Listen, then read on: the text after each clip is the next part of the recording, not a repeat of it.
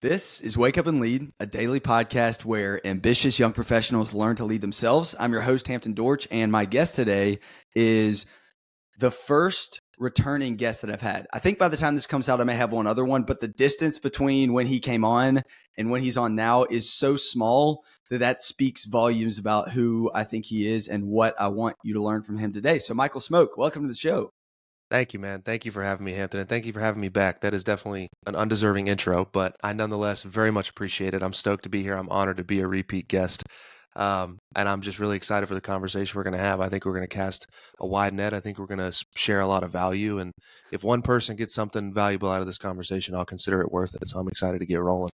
Boom. Let's do it. Well, you all know, listeners, I'm doing something a little bit new where I'm talking about faith, family, fitness, fellowship, and future. And with my guest, I'm going to have them pick, say, 2 to 3 that they are either really passionate about or really knowledgeable on. And Michael, how about you tell us, which 2 are you thinking we talk about today? I'm thinking the 2 that make the most sense or that resonate with me the most is fitness and future. I've developed a passion for both of those and shaping and honing my future and taking ownership and control of it and trying to teach others how to do the same. But obviously, the forefront of my content, as you know, your listeners may not know, is about improving your life through a foundation of physical health. So I think fitness and future is a fantastic 2-part component for this conversation.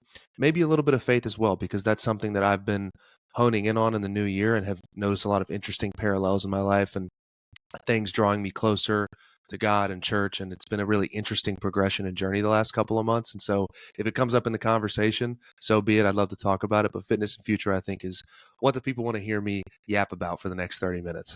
Ah, man, that's awesome. Well, I'm encouraged to hear the faith standpoint. I've shared many times on here. It's, in my life, anytime I've tried to go all in one of these other areas without God, even if I get what I wanted, it's never enough.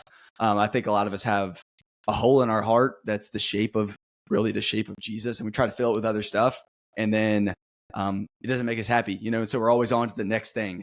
And so that's kind of a lot of what I'm learning, which is why I have that as like a foundational piece of this. And so if we get into it, we can get into it, but encouraged to hear that from you. Okay. One of the things I like about Michael, everyone, is that, yes, we will put him in the bucket of fitness influencers.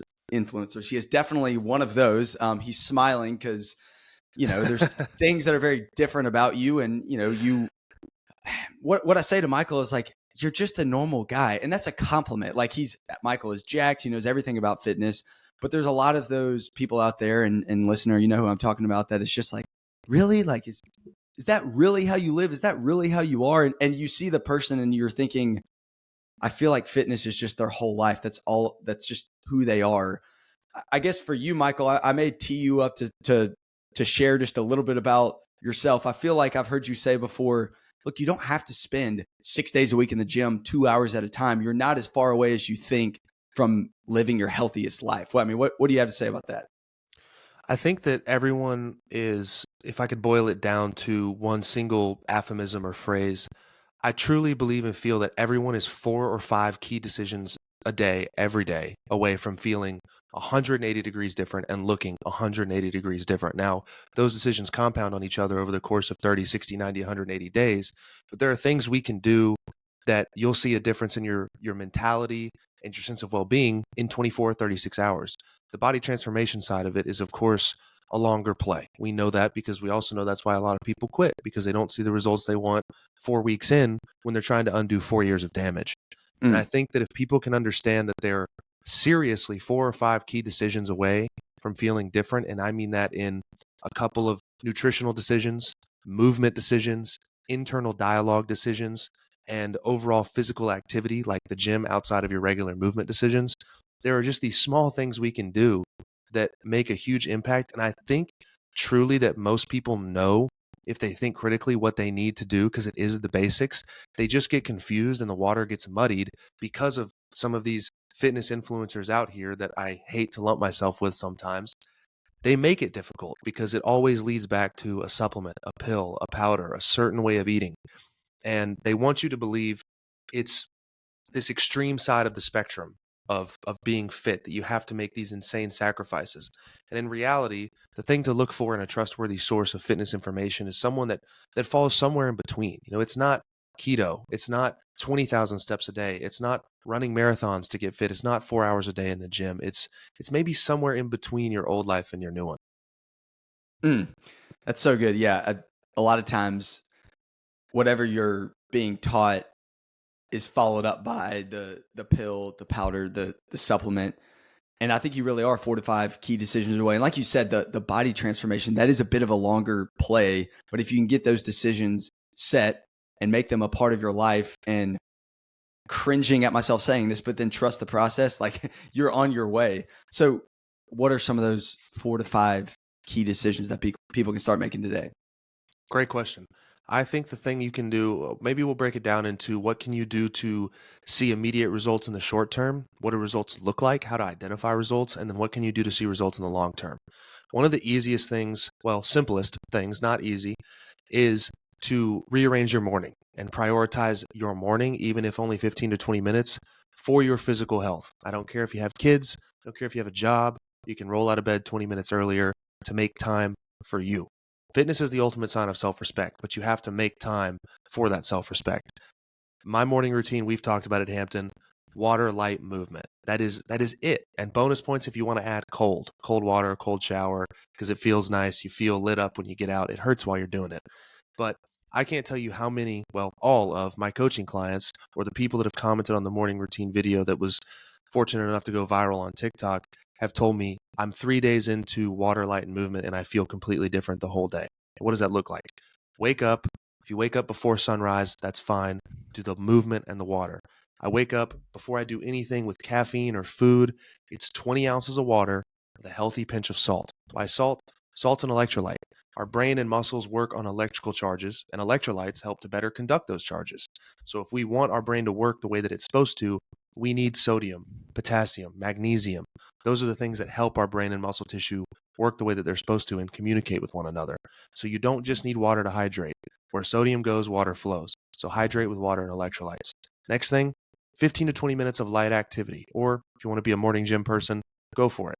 But starting your day with physical activity is going to carry the what I call locomotion of good choices. You're going to make better dietary decisions. You're going to move more if you start the day with movement. But there's also some interesting research on the neurological side of morning movement and how it can sort of quiet the brain and send it into a relaxed, focused state so that you can start your day. If you have deep work, you can get into that deep work and really hone in on what you need to do. So when the sun then rises, if you're up before the sun like I am some days, just step outside and get 10 minutes of morning sunlight on your eyes. That's going to naturally raise your cortisol levels. That's a good thing. We want cortisol high in the morning. It's going to set your circadian rhythm up to release melatonin 12 to 14 hours later so you sleep better at night.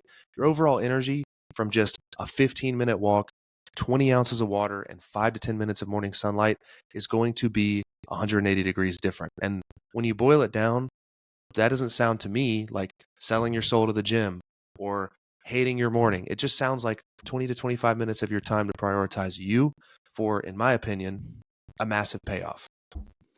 Yeah. And you didn't mention going to the gym. I mean, you said if you want to be a morning gym person, you can be. And you didn't mention having a certain diet or eating a certain way.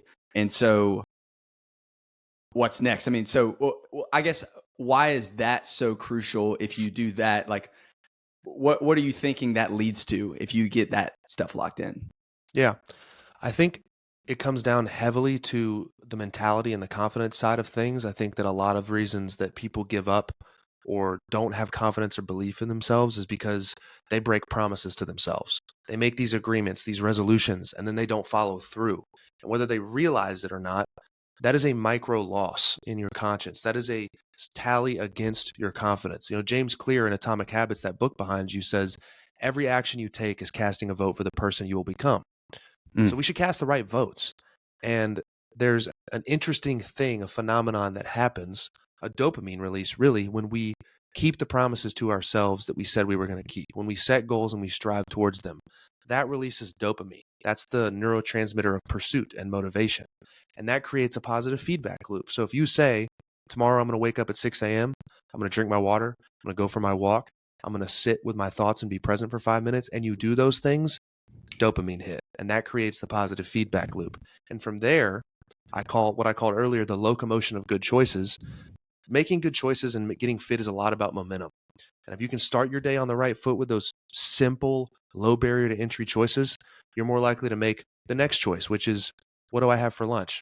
Hopefully something high protein with a green veggie or something simple, right? A lean protein source the size of your hand and a vegetable or a clean starch. And maybe you get up and you walk for half of your lunch break. And then maybe in the afternoon, you've eaten well and you've walked throughout the day, so you have all this energy.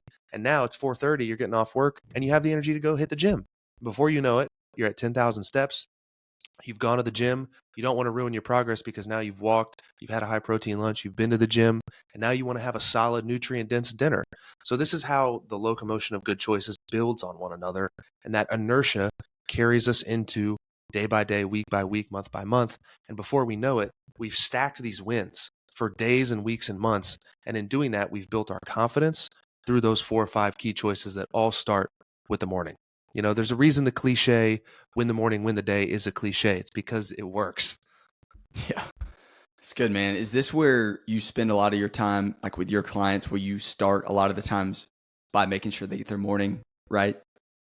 Yes, I in the application that we use for the coaching platform where I communicate with them and I assign all their habits and their training and their programming, they all have a habit that just says AM routine. Now, I explain that morning routine in their onboarding video, but maybe it includes the gym, maybe it includes time with family. It's deliberate time and it's a set routine and regimen with physical activity, hydration, some time outdoors or some time moving your body in that morning sunlight. As long as they do that and they can check it off, that's a win. And like I said, within 2 days, all of them have said, I feel amazing. So that is one of those things you can do that may not yield the immediate physical results of building muscle and burning body fat. But in terms of how your brain functions and how you operate just at a higher frequency, the turnaround for that morning routine is so quick and it's so simple. Mm-hmm.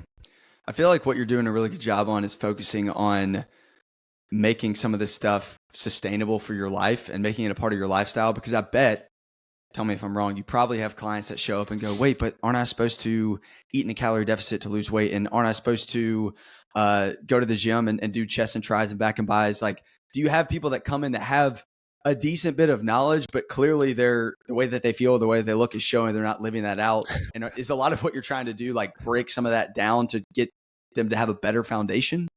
Oh man.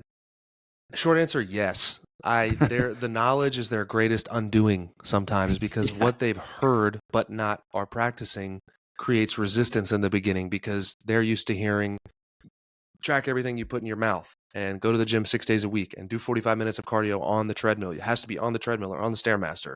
Do HIIT workouts. So when I say we're going to walk, you're not going to track your calories.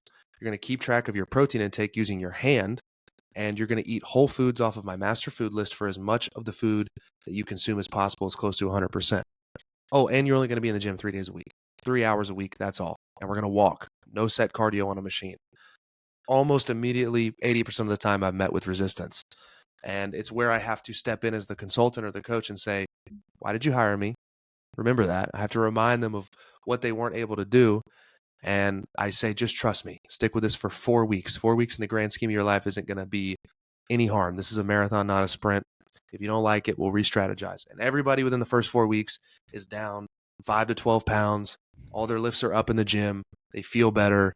And they wonder why they fought back. It's like, it's a shame because I believe fitness is gate kept or barriered by some of these fitness influencers.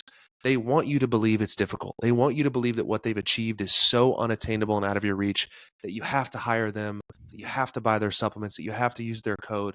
When in reality, it's just a series of choices that we all know we should be doing anyway. And the success of that extraordinary physique you see online is simply a result of doing the obvious thing for an extraordinary period of time. Yeah, I think you're right. I think a lot of us know what we need to do deep down. So if a lot of us know that, what's the benefit? Kind of, I mean, I think I know, but sell yourself. Why are people who, in theory, kind of know what to do? Why are they coming to you and actually finding results? Why do people need somebody like you in their life? That's a really great question. I start every coaching conversation with, all of the answers are on my page in my content for free. And they always will Yeah. be. I'll never stop giving it all away for free. But some people believe in the principle, which I do. I mean, I have a coach myself, is I believe in the principle of buying back your time. Time is one of the most important assets, if not the most important asset that we have in this life. It's the one thing we can't make more of.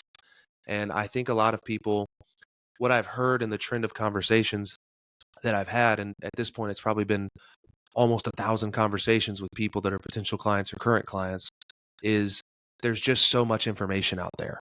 Hmm. And there is more than one way to skin a cat. There's more than one way to get fit. There's more than one way to eat and move and train that will yield results. But the best program, the best protocol is the one that you're going to do for a long Hmm. time.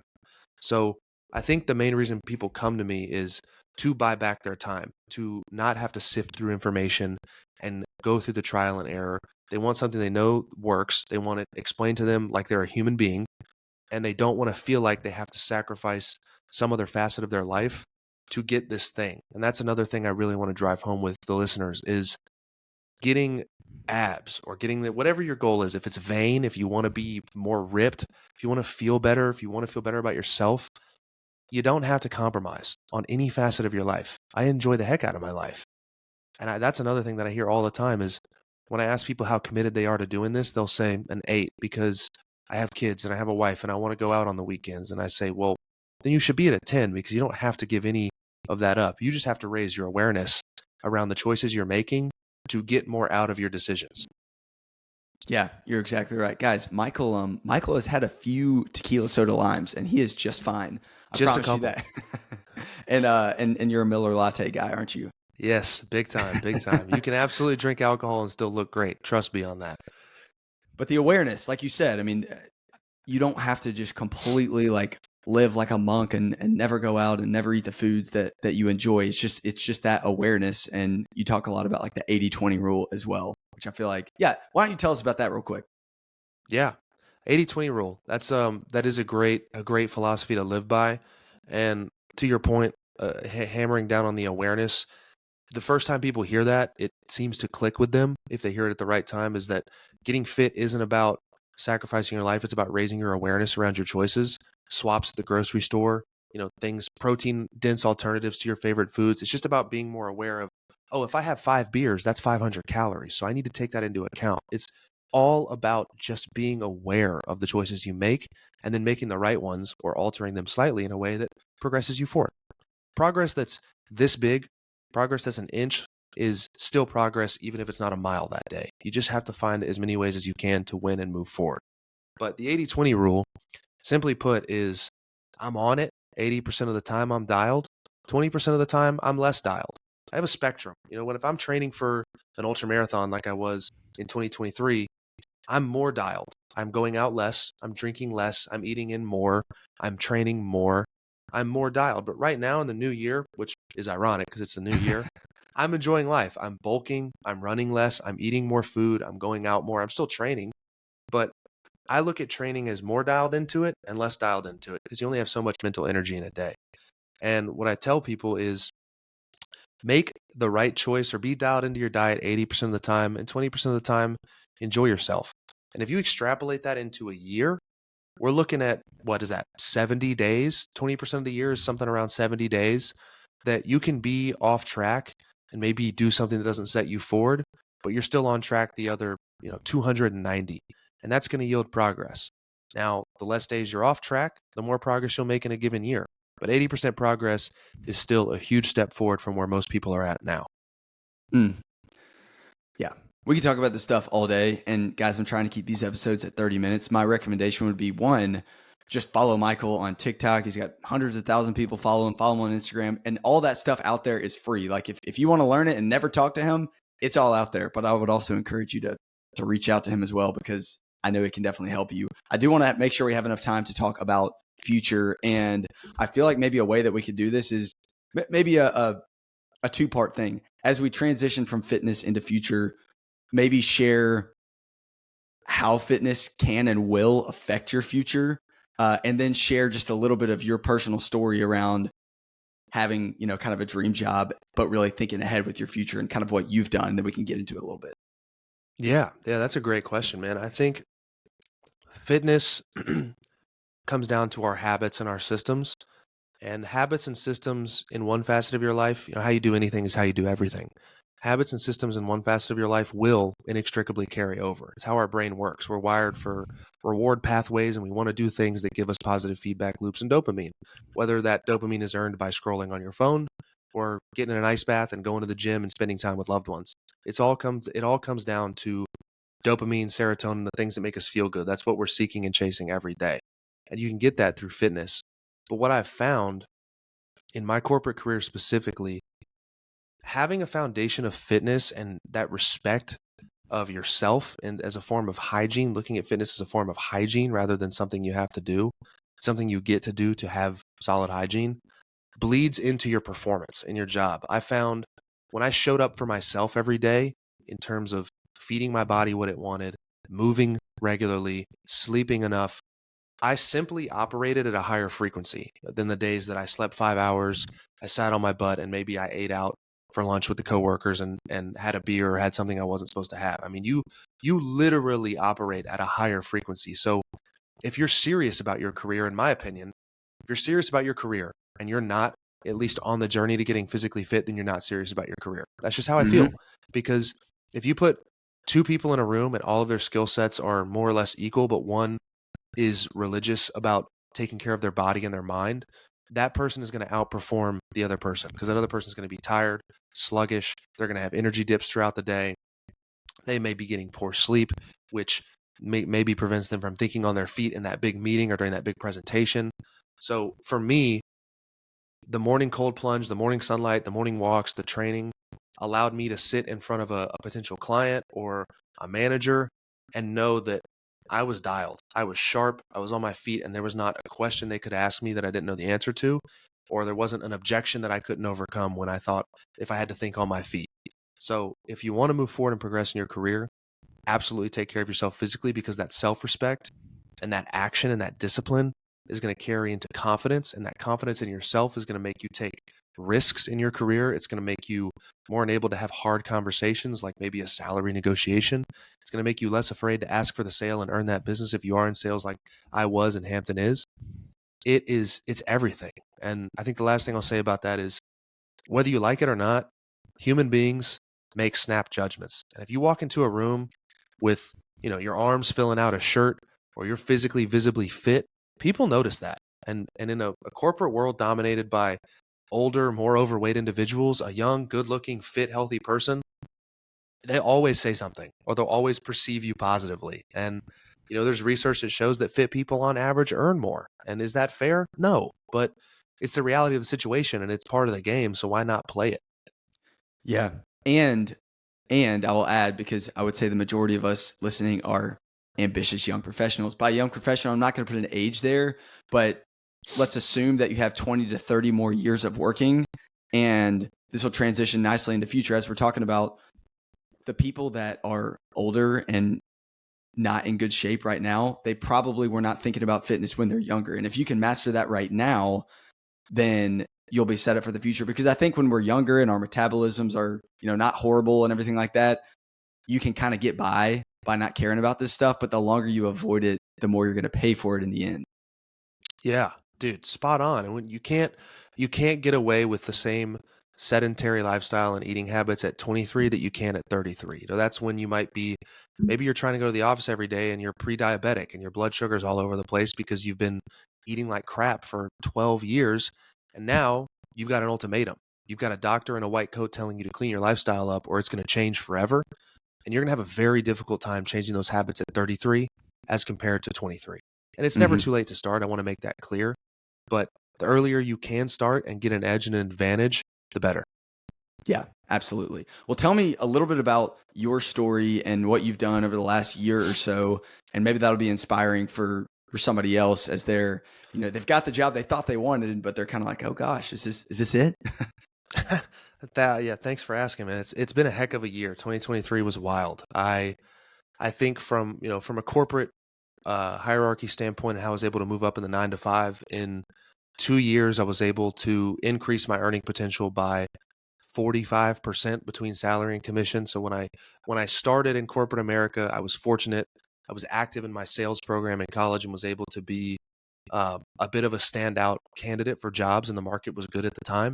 And I landed a fantastic, high-paying job for someone my age. But through performance, through high performance, I was able to be confident in myself and have hard conversations, negotiate my earnings and my salary. And then by the time when I got there, I was at a $65,000 salary. And by the time I left, I was at a $90,000 salary, and I left for a $100,000 salary. And all of those jobs had a commission component as well. And I believe, honestly, I believe most people don't get what they're deserving of or what they're worth because they're afraid to ask. And that comes back to confidence. Companies always have more in the budget than they're willing to pay you. But when you have confidence and belief in yourself, which I, honest to God, built through doing hard things, through building my body, through showing myself I could stick to something long term, through doing marathons and ultra marathons, I stacked proof and belief that I was who I said I was. And in that came an inexplicable confidence where I could sit in front of a guy 10 years older than me and say, here's what I've done for the company in the last year. I'd like to be compensated in this form and fashion. And they said yes. Now, is that going to happen that way to everyone every time? No. But you never know what you're worth and what you're able to earn unless you ask for it and you prove it through high performance. So I was able to do that and get an amazing job out of college, stay there for 3 years at a great company, and then move into the private equity world where I was consulting on technology services. With private equity firms, they would do mergers and acquisitions, and we would come in and help them streamline and put them in a central pane of glass, all their technology and security vendors. Big projects, hundreds of thousands of dollars or even millions sometimes. And it was a crazy job, and it was really fast paced and cutthroat. And then I was fortunate enough that the social media page took off shortly after you and I had the first podcast conversation. And I took a massive risk. 15 days into my new consulting job, I called my boss and I said, I quit. I'm going to make videos on the internet. As you can probably Yes. imagine, that was an interesting conversation. What's that? No, I'm laughing and loving it. It was scary as hell, and I thought about it and I thought about it, and at the end of the day, looking back, hindsight's 2020. I knew the whole time I was going to quit. I knew it felt right. I was just scared. But I'm saying this for one reason to anyone out there, whatever situation you may find yourself in. Maybe it is quitting your job to pursue your dream. Maybe it is quitting your current job to go to a new one. Maybe it's asking for a raise because you know you deserve it. Taking that risk was the best decision I've ever made. I'm living my dream life. I'm making more than enough to support myself. I've been incredibly blessed financially in taking this risk to earn a great living and do what I love. But that all came back to the confidence and belief I built in myself through my foundation of physical health. And that may sound rudimentary or oversimplified to some of you, but to those people who say, no way, this guy didn't quit his job because he ran a marathon, try it. Spend the 8 years building your body and tell me you don't see the world differently once you've done that. And that's the key right there. I was going to ask you if you didn't say it. You ended with spend the 8 years building your body. So somebody might look at you and say, oh, this guy just is pretty good at talking to people and says stuff about fitness and just happened to go viral. It's like, no, you've given a lot of your life to this, and now it's paying off because you took that risk. And I think a lot of times for us, we never start the thing. And so I think for the listener, it's like, what is it, that thing that you really enjoy? Maybe it's fitness, maybe it's something with music, maybe it's a talent or hobby or business that you have. You can start doing that and keep doing your job. And it might take years, but then when the opportunity comes up, it's going to be scary, but maybe it's time to take the jump. I hope Michael's story was inspiring for y'all listening to it. That's spot on, man. I think you're exactly right. You know, you're exemplary of how to do things you love and still be successful in your corporate job right now. I mean, you're able to run a podcast on a social media account and interview all these fantastic people, but you still excel on a LinkedIn platform, which I find amazing. Your LinkedIn content's incredible, but you have aligned it so well with your current career that you're able to be a dad, be a husband, be an employee, and be an entrepreneur all in one day, every single day. And it's a matter of, like we were talking about before the episode started, people say they don't have time for certain things. They don't have time for the gym. They don't have time to eat right and take care of the kids. Well, when you give a human being no choice, they tend to figure it out. And Yeah. you're exemplary of, I'm just going to figure it out. And I think it's really cool to see, man. Thanks, man. I really appreciate it. And just for accountability, given this podcast, it's like I talk about faith, family, fellowship, a lot of that. I'm not just killing it in all of these areas. I got to hold myself accountable and make sure I'm being the husband and father I need to be, make sure I'm grounded in spending time with God. Otherwise I make my whole life about me. So it's like, I appreciate the compliment and I feel good about some of the things going on in my life, but it's also like, I got to check myself every once in a while too, which is the big reason of why I'm doing this, to talk about this stuff, to make sure I'm actually living it out. Yeah. Sometimes we gotta get ourselves back to center and get humbled. It's another great thing about physical fitness. And if you can teach yourself to stick to something for 8 to 10 years, as simple as going to the gym and showing up, you can really start to shift your perspectives on your corporate career. What do I want my life and job to look like in 8 to 10 years? How much money do I want to make? Do I want to be a boss? Do I want to be a business owner? And it all comes down to, like we talked about earlier, perspective.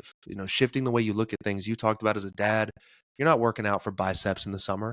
You're working out to be able to pick up and run with your kid when he's 10 and you're 36, 37 years old. So I want to challenge everyone listening to this to start to look at your life, your career, your relationships, your physical body, your mental health, your goals in bigger chunks. Stop looking at, look forward to tomorrow and take it one step at a time, but always begin with the end in mind. Good stuff, man. Well, we're up on time. You know how we have to end this. I think a lot of people, and I've heard you say this, are kind of asleep at the wheel of their own life. They know what they need to do, but they're not doing it. We need to wake up. So it's time for you and me To wake up and lead. There we go. I put him on the spot there and he got it. Good job, man.